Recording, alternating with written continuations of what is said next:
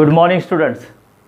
Now in today's lecture we are going to start new topic that is 13 number AC circuits.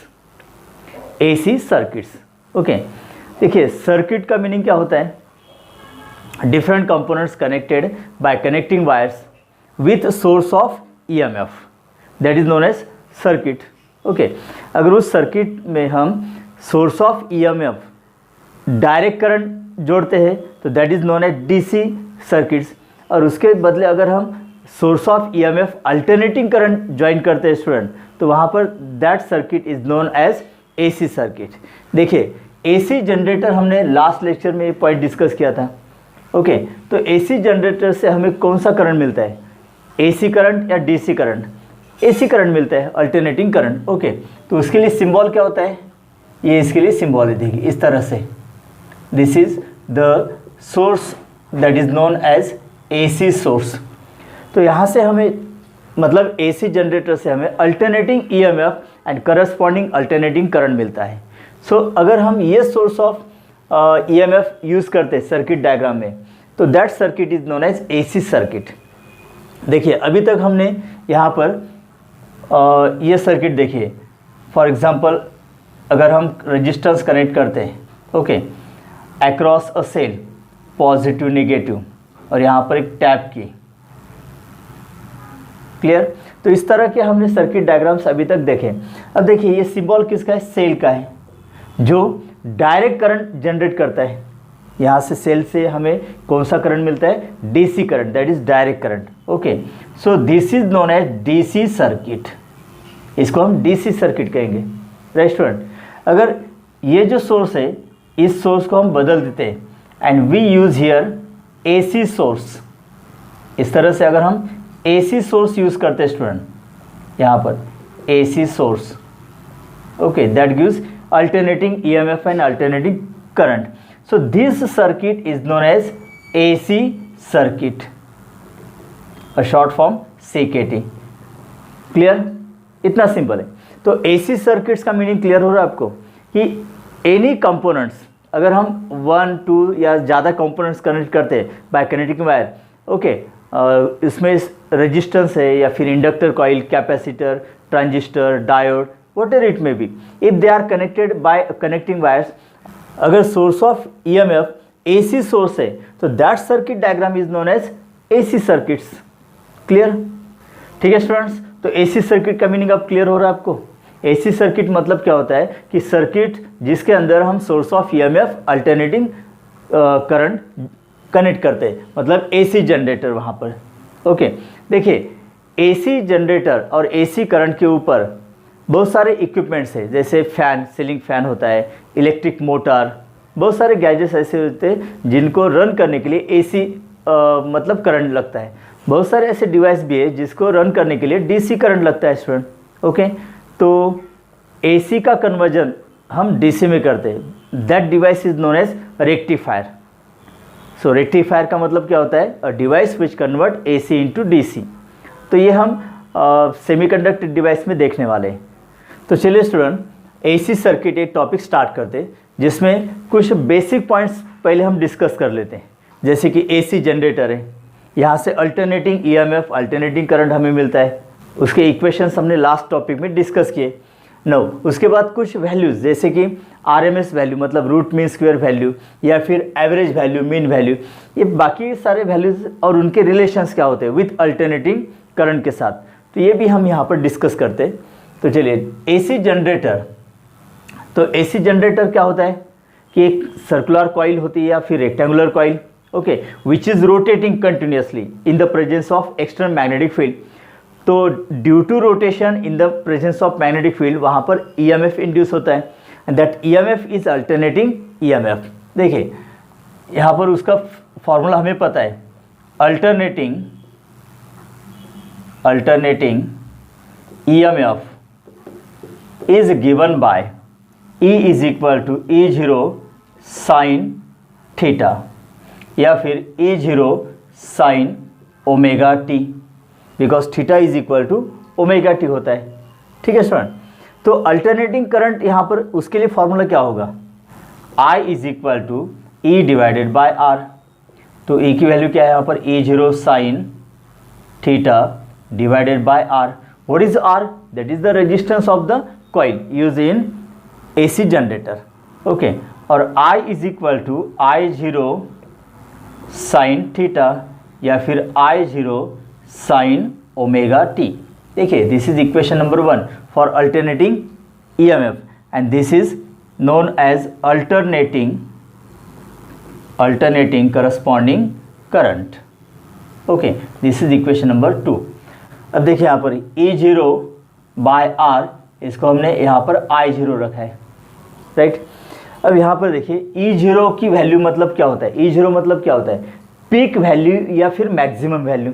वैसे यहाँ पर I0 का मतलब क्या होता है, पीक वैल्यू ऑफ करंट या फिर मैक्सिमम वैल्यू ऑफ करंट. तो देखिए E0 and I0 are known as peak value और मैक्सिमम वैल्यू, पीक वैल्यू और मैक्सिमम वैल्यू.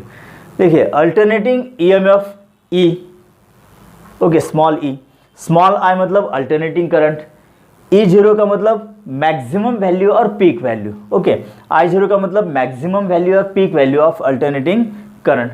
देखिए इसका ग्राफ यहाँ पर हमने ड्रॉ किया है. तो अल्टरनेटिंग होता है ना, ये पॉजिटिव नेगेटिव. तो देखिए यहाँ पर along x axis omega T या फिर थीटा हमने लिया है. ओके, तो EMF जो होता है यहाँ पर alternating EMF that is time dependent.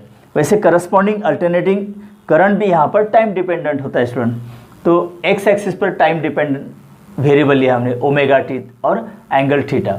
No, y axis पर EMF, यहाँ पर EMF लिया है, ठीक है. तो maximum EMF E0, minimum EMF minus E0. तो EMF की वैल्यू जो होती है that lies between plus E0 to minus E0, plus E0 to minus E0. इस तरह से वेरी होती है विथ रेस्पेक्ट टू एंगल और with respect to time. Okay, देखिए सपोज यहाँ पर कॉइल इस प्लेन में है, तो एंगल यहाँ से हम स्टार्ट करते हैं. Generally coil are rotating anti clockwise direction. Okay, तो यहाँ पर अगर कॉइल आ जाती है तो एंगल कितना होगा, 90 degree, that is pi by 2. अगर यहाँ पर आ जाता है तो एंगल कितना होगा, 180, that is pi. 270, that is 3 pi by 2. और ये कंप्लीट एक रोटेशन हो गया ना, एक रिवॉल्यूशन हो गया. सो दिस इज 0 डिग्री या फिर 360, दैट इज 2 पाई रेडियन. तो इसी तरह से देखिए 0 pi by 2 pi, 3 pi by 2 2 pi, 5 pi by 2 3 pi. Okay, तो 0 मतलब देखिए alternating EMF and alternating current are the sine functions. ये कौन से फंक्शन है, साइन फंक्शन. तो साइन 0 की वैल्यू क्या होती है, 0 होती है. साइन पाई बाय 2 की वैल्यू +1, साइन पाई की वैल्यू 0, साइन 3 पाई बाय 2 की वैल्यू -1, इसलिए माइनस E0. तो इस तरह से ये वैल्यू कंटिन्यूसली वेरिंग होती है अल्टरनेटिंग. ओके, देखिए 0 टू पाई मतलब ड्यूरिंग हाफ साइकिल, कॉइल का जब यहाँ पर हाफ रोटेशन होगा स्टूडेंट, तब उसका फेज चेंज हो जाएगा, डायरेक्शन चेंज हो जाती है. अल्टरनेटिंग EMF और अल्टरनेटिंग करंट की डायरेक्शन चेंज हो जाती है. तो यहाँ तक पॉजिटिव, यहाँ तक नेगेटिव, पॉजिटिव नेगेटिव. ओके, तो इसलिए यहाँ पर पॉजिटिव मतलब ये पॉजिटिव हाफ साइकिल है और ये नेगेटिव हाफ साइकिल. तो यहाँ से 0 टू 2 पाई मतलब 360 डिग्री, 2 पाई रेडियन मतलब 360 डिग्री. तो एक कंप्लीट साइकिल यहाँ पर तैयार होती है स्टूडेंट. ओके, तो चलिए यहाँ पर दो तरह की वैल्यूज आ गए, एक अल्टरनेटिंग EMF, ओके, और पीक वैल्यू और मैक्सिमम वैल्यू ऑफ EMF मतलब E और E0. देखिए अल्टरनेटिंग EMF E और E0 मतलब क्या होता है, that is the peak value और maximum value of alternating current. तो अल्टरनेटिंग EMF और पीक वैल्यू या फिर मैक्सिमम वैल्यू, इनके बीच भी रिलेशन होता है. तो हमें E और E0 के बीच रिलेशन निकालना है.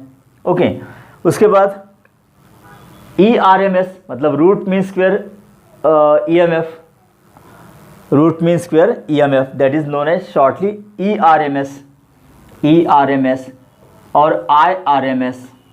ओके, तो इस तरह से इनके बीच हमें रिलेशंस यहाँ पर पहले निकालते हैं, उसका मीनिंग भी क्लियर करते हैं. ओके स्टूडेंट, तो देखिए स्टूडेंट यहाँ पर alternating EMF and alternating current, देखिए दोनों एक ही सेम फेज में, मतलब EMF की वैल्यू साइन ओमेगा टी इस एंगल्स की वजह से चेंज होती है। उसी तरह से अल्टरनेटिंग करंट की वैल्यू भी साइन ओमेगा टी के एंगल की वजह से चेंज होती है। तो both are in the same phase. लेकिन देखिए हाफ साइकिल के बाद इसका फेज चेंज हो जाता है। Okay, this is known as positive half cycle, negative half cycle.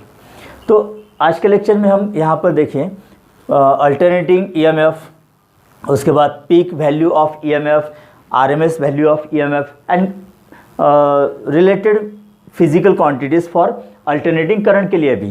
तो ये पहले यहाँ पर डिस्कस करते हैं। इसके साथ और एक वैल्यूज़ हमें यहाँ पर डिस्कस करनी, दैट इज़ तो एवरेज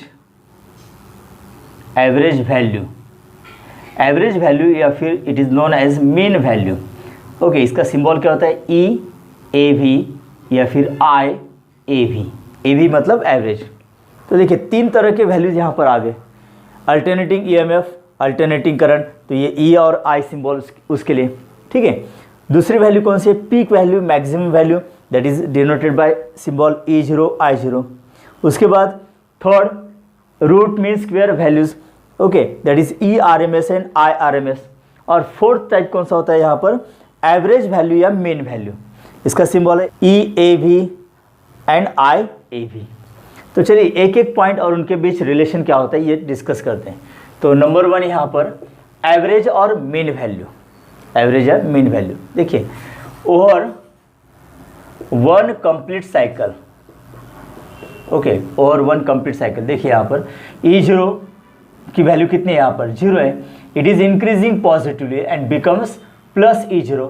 फिर से यहाँ पर डिक्रीजिंग हो जाएगी, 0 हो जाएगी, डिक्रीजिंग हो जाती है, यहाँ पर माइनस E0 होगी और फिर से यहाँ पर 0।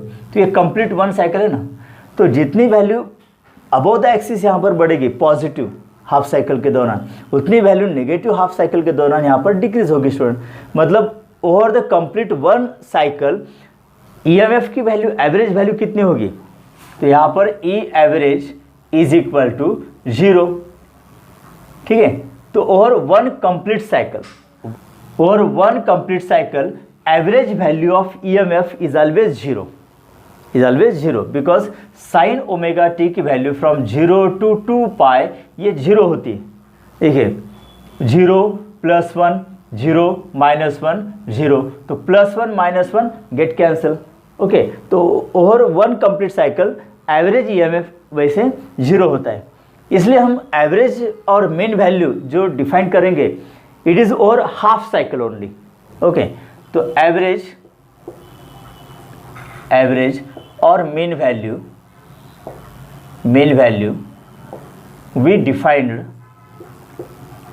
we defined over half cycle. सिर्फ हम हाफ साइकिल ही कंसिडर करते। ओके, जैसे देखिए 0 to π/2 π/2 पाई, मतलब 0 to विच एंगल पाई, मतलब यहाँ पर देखिए कॉइल अगर से 0 डिग्री पर, तो ये हाफ रोटेशन कंप्लीट हो गया ना, तो एंगल कितना होगा 180 या पाई। तो हाफ साइकिल ही हम कंसिडर करते हैं यहाँ पर। तो यहाँ पर देखिए अब ई एवरेज, इसके लिए फॉर्मूला क्या होगा, integration E, okay, from 0 to pi. ये जो अल्टरनेटिंग ईएमएफ है स्टूडेंट, ओके, ई, इसका हम इंटीग्रेशन लेंगे from which angle to which angle, 0 to pi, मतलब half cycle only, 0 to pi तक। ओके, तो इंटीग्रेशन 0 to पाई। अब ई की वैल्यू कितनी है यहाँ पर, E0 साइन थीटा, ठीक है। अब देखिए इंटीग्रेशन अगर लेना है तो यहाँ पर डी थीटा चाहिए, बराबर, sign theta into d theta. तो चलिए यहाँ पर डी थीटा से मल्टीप्लाई करते हैं और डिवाइड बाय डी थीटा करते हैं। तो देखिए यहाँ पर E average is equal to integration 0 to pi E0 sine theta into d theta divided by integration 0 to pi into d theta. मतलब ई एवरेज वैल्यू या मीन वैल्यू, इसको हम ऐसे भी डिफाइन करते हैं कि that the average of alternating EMF over half cycle, मतलब 0 to पाई, मतलब देखिए 0 to पाई मतलब only half cycle, to the angle over half cycle, मतलब 0 to पाई। तो 0 to पाई डी थीटा, इसका भी इंटीग्रेशन हम यहाँ पर लेते हैं स्टूडेंट। ओके, तो देखिए इसको कंप्लीट करेंगे अब। E0 तो कांस्टेंट है, 0 to pi sine theta into d theta, okay, divided by 0 to pi integration into d theta. Now E average मतलब average value of EMF, okay, E0। अब sine theta into d theta, sine theta का integration क्या होता है student? Minus cos theta, yes it is minus cos theta, और limit यहाँ पर 0 to pi divided by integration d theta, इसका integration क्या होगा? थीटा होगा सिर्फ, और लिमिट 0 to पाई। इसको कंप्लीट करेंगे तो लिमिट कैसे सॉल्व करते हैं हम? Upper limit minus lower limit, तो E0 देखिए इन ब्रैकेट माइनस कॉस थीटा की जगह पर पहले क्या लिखना है? पाई लिखते हैं, okay, minus in bracket minus cos, अब थीटा की वैल्यू क्या रखनी है? 0 रखनी है स्टूडेंट, डिवाइडेड बाय, अब यहाँ पर भी upper limit minus lower limit, तो पहले थीटा की वैल्यू रखते हैं हम पाई माइनस थीटा की वैल्यू 0। क्लियर? देखिए माइनस कॉस थीटा और limit 0 to pi, upper limit minus lower limit, तो E0 एज इट इज लिखा है मैंने, माइनस कॉस, पहले थीटा की वैल्यू पाई रखते हैं, यहाँ पर रखिए, ओके, माइनस, अब लोअर वैल्यू क्या रखनी है? 0, तो माइनस कॉस 0 यहाँ पर। Now E average is equal to E0 in bracket, देखिए माइनस कॉस पाई की वैल्यू क्या होती है स्टूडेंट? कॉस 180 या cos pi, it is -1, okay, minus in bracket minus, अब कॉस 0 की वैल्यू कितनी होती है? 1 होती है, +1, okay, divided by pi, pi minus 0 that is pi, तो E0 इन ब्रैकेट, देखिए माइनस माइनस बहुत सारे आ गए यहाँ पर, पहले माइनस माइनस माइनस माइनस क्या होता है? +1 होता है, ओके, फिर से यहाँ पर देखिए minus minus +1 divided by pi, तो E एवरेज के लिए फॉर्मूला क्या आ गया student? 1 + 1 that is 2, 2 upon pi into E0, ये फॉर्मूला यहाँ पर आ गया student, okay. No what is E0? E0 is nothing but peak value और मैक्सिमम वैल्यू। देखिए E0 के लिए फॉर्मूला क्या होता है? E0 is equal to omega NAB, ये फॉर्मूला ना, या फिर 2 pi of NAB, where omega is angular speed of the rotating coil, N number of turns, A area of the coil, और B एक्सटर्नल मैग्नेटिक फील्ड। तो यहाँ से हम E0 की वैल्यू निकाल सकते हैं ना, ओके स्टूडेंट। तो ये E0 की वैल्यू है, देखिए 2 अपॉन पाई E0, ये एक इक्वेशन यहाँ पर तैयार होता है student, that implies E average मतलब average value of EMF is equal to 2 divided by pi की वैल्यू क्या होती है? अगर इसको कैलकुलेट करते हैं हम 3.14 into E0, okay, therefore E average is equal to 2 upon 3.14, okay, या फिर 3.14 का रेसिप्रोकल देखिए, उसको 2 से मल्टीप्लाई कीजिए, अगर इसको सॉल्व करते हैं स्टूडेंट हम, तो ये आता है 0.637 into E0। So this is the relation between average और mean value of EMF and maximum और peak value of EMF, alternating EMF, okay. तो इनके बीच ये रिलेशन आ गया स्टूडेंट। उसी तरह से देखिए यहाँ पर हमने एवरेज वैल्यू ऑफ EMF निकाला है, E एवरेज, तो करस्पॉन्डिंग करंट के लिए फॉर्मूला क्या होगा स्टूडेंट? देखिए यहाँ से I average is equal to 2 upon pi into I0, where I0 is maximum और पीक वैल्यू ऑफ करंट, तो इनके बीच ये रिलेशन आ गया। और I average is equal to 2 upon pi की वैल्यू कितनी होती है? 0.637 I0। Clear student? तो इस तरह से हमने एक पॉइंट यहाँ पर डिस्कस किया, दैट इज एवरेज और मीन वैल्यू। तो यहाँ पर हमने एवरेज वैल्यू और E0 के बीच रिलेशन ऑब्टेन किया है स्टूडेंट, राइट। तो ये एवरेज वैल्यू और मीन वैल्यू कैसे मेजर करते हैं हम? By using moving coil galvanometer, जैसे कि एमीटर, ओके, होल्ट मीटर। तो ammeter, volt meter are nothing but moving coil galvanometer होते हैं ना, ये मूविंग कॉइल गैल्वेनोमीटर, जैसे हमने magnetic effect of electric current में देखा है। देखिए moving coil galvanometer can be converted into ammeter and volt meter. तो एमीटर से हम क्या मेजर करते हैं? एमीटर डिवाइस से हम क्या मेजर करते हैं? That we measure average value of current, okay, और वोल्ट मीटर से हम average value of voltage measure करते हैं, राइट स्टूडेंट।